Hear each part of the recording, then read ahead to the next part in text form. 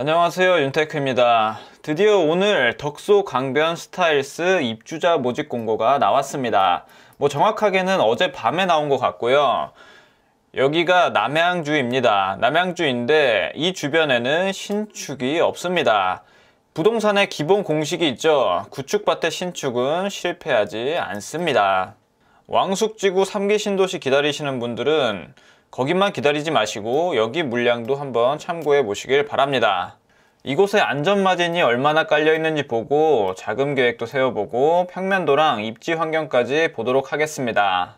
뒤에 그림에서 보듯이 한강하고 굉장히 가까이에 위치합니다. 일부 세대에서는 한강뷰도 나올 걸로 예상이 되고요.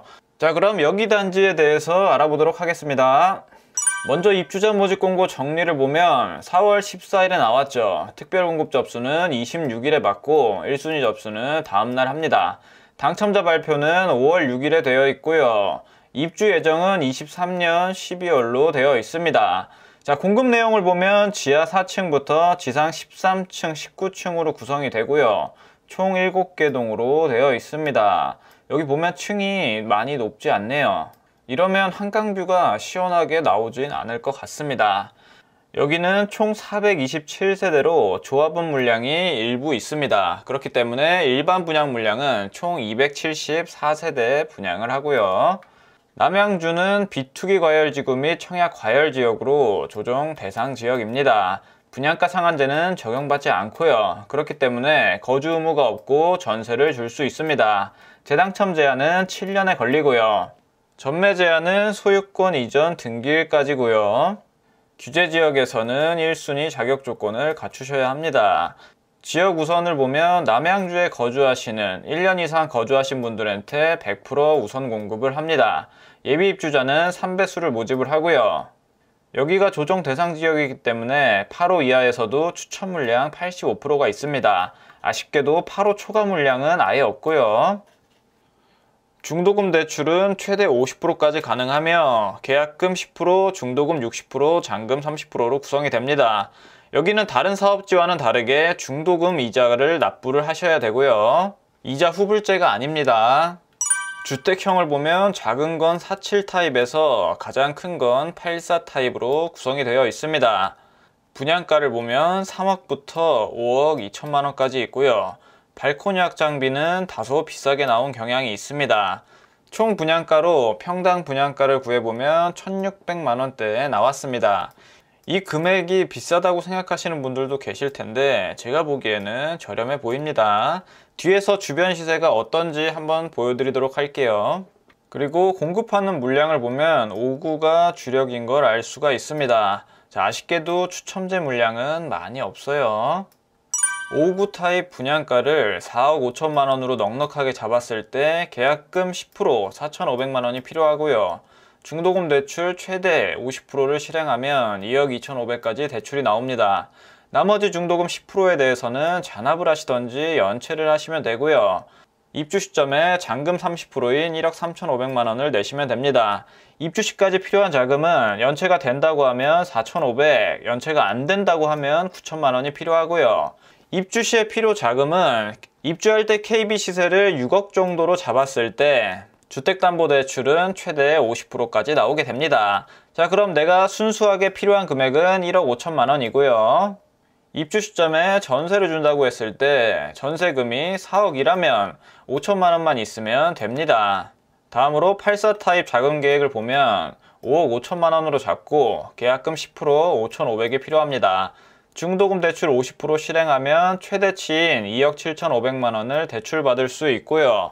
나머지 중도금 10% 5,500만 원을 잔압하시거나 연체를 하시면 됩니다. 그리고 입주 시점에 잔금 30% 1억 6,500만 원 내시면 되고요. 이렇게 봤을 때 입주 시까지 필요한 자금은 연체가 된다고 하면 5,500, 연체가 안 된다고 하면 1억 1,000만 원이 필요하게 됩니다. 그리고 입주할 때 시세를 KB 시세 기준 7억이라고 예상을 했을 때 주택담보대출은 50%인 3억 5천만 원까지 나옵니다. 아시다시피 수입이나 원래 받고 있는 대출에 따라서 조금 덜 나올 수도 있습니다. 자, 최대로 받았다고 했을 때 내가 필요한 자금은 2억이고요. 전세를 준다고 할 때 전세 시세가 5억으로 예상되면 5천만 원만 있으면 전세를 줄 수가 있습니다.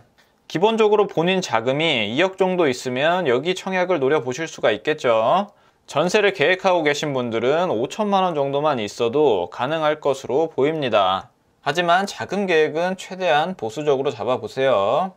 다음으로 수요와 입주 그래프를 보면 일단 21년까지 공급이 많다가 22년 내년부터는 공급이 줄어들어서 24년도에는 공급이 없습니다.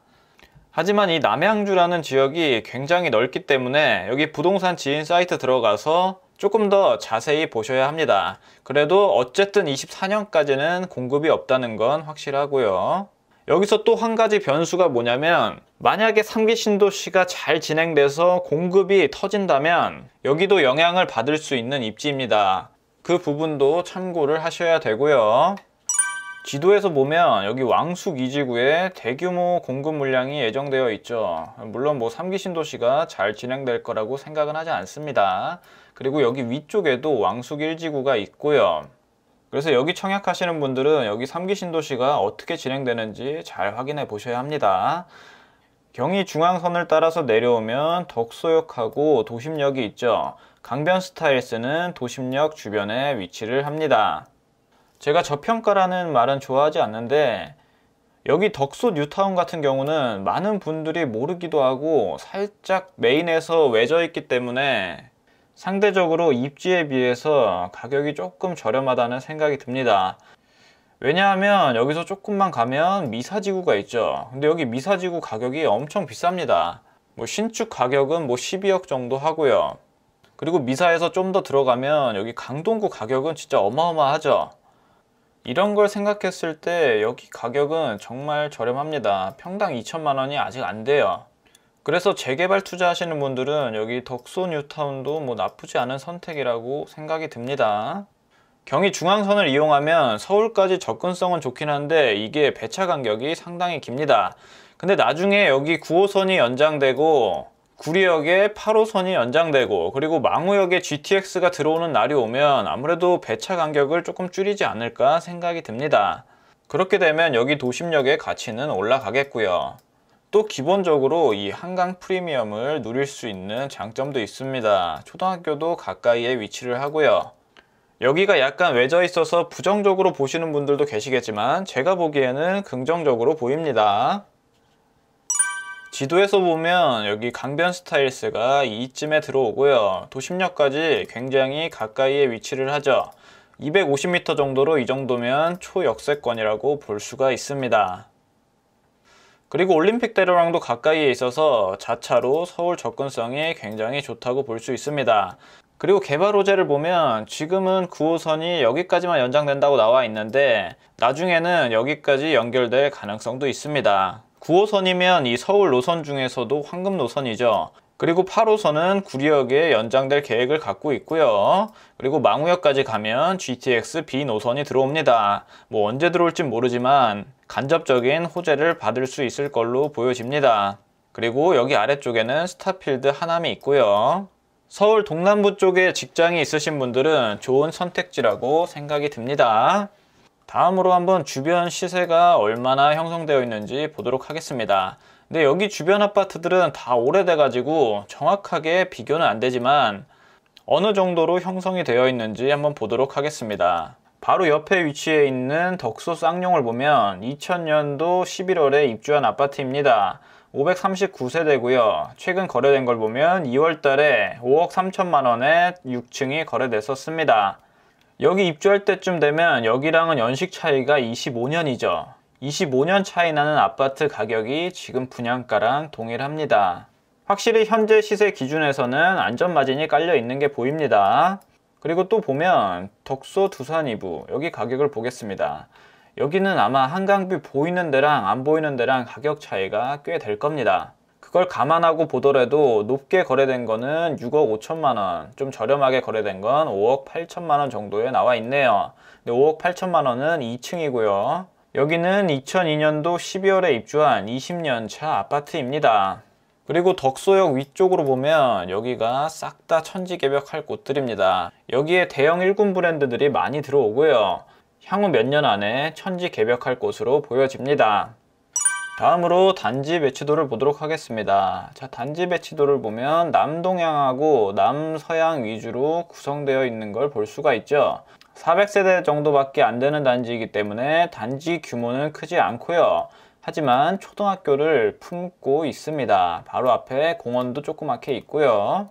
84 타입 위치는 여기 103동, 105동에 위치를 하네요. 그리고 이쪽으로 조금만 걸어가면 도심역이 이쯤에 위치해 있습니다. 그리고 동호수 배치도를 보면 조합원분들이 이런 물량들을 가져간 걸 알 수가 있죠. 59 타입에서도 몇 개 가져가고 70 타입에서도 일부 세대를 가져갔네요. 하지만 역시 84 타입을 대부분 다 가져가셨죠. 84 타입이 실거주하기도 좋고 투자용으로도 정말 좋습니다. 그래서 남아있는 층은 10층, 7층, 6층 이렇게 남아있네요. 그리고 일부 세대에서는 이런 임대 물량도 들어갑니다. 39 타입 그리고 47 타입의 임대 물량이 조금 섞여 있어요. 평면도를 보면 47 타입은 총 29세대이고요. 전형적인 방 2개에 화장실 하나로 구성된 18평, 19평 정도의 사이즈입니다. 다음으로 59A 타입, 여기는 205세대 모집을 하고요.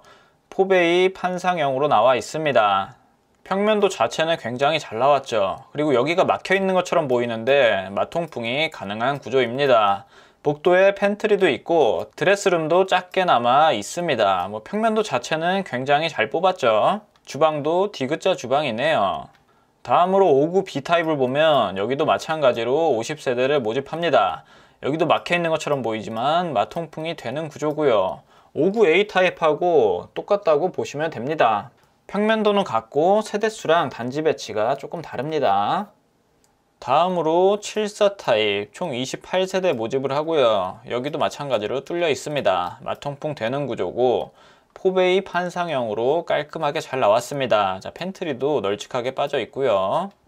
다음으로 77 타입은 총 18세대를 모집하고요.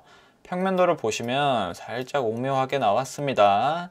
3베이 판상형하고 타워형의 중간 정도로 보시면 될 것 같습니다. 자, 이렇게 작은 방이 2개 위치를 하고요. 여기가 안방이겠죠. 그리고 복도에 작은 팬트리가 보입니다. 아무래도 환기는 여기 주방 창문을 통해서 이렇게 마통풍이 가능할 것 같습니다. 판상형보다는 시원하게 마통풍이 되는 구조는 아니죠. 자, 그리고 마지막으로 조합원분들이 가장 많이 가져가신 84 타입은 총 74세대 모집을 하고요. 여기 평면도도 굉장히 잘 나왔죠. 포베이 판상형으로 깔끔하게 나와 있습니다. 여기도 마찬가지로 마통풍 되는 구조고요. 중간에 팬트리가 있습니다. 드레스룸도 잘 나와 있고요. 전체적으로 평면도는 깔끔하게 잘 나왔습니다. 자, 여기까지 덕소 강변 스타일스를 분석을 해봤습니다. 영상 내용 보시고 청약 넣으실 분들은 도전을 해보시길 바랍니다. 자, 오늘 내용이 도움이 되셨다면 구독과 좋아요랑 알림 설정 부탁드립니다. 감사합니다.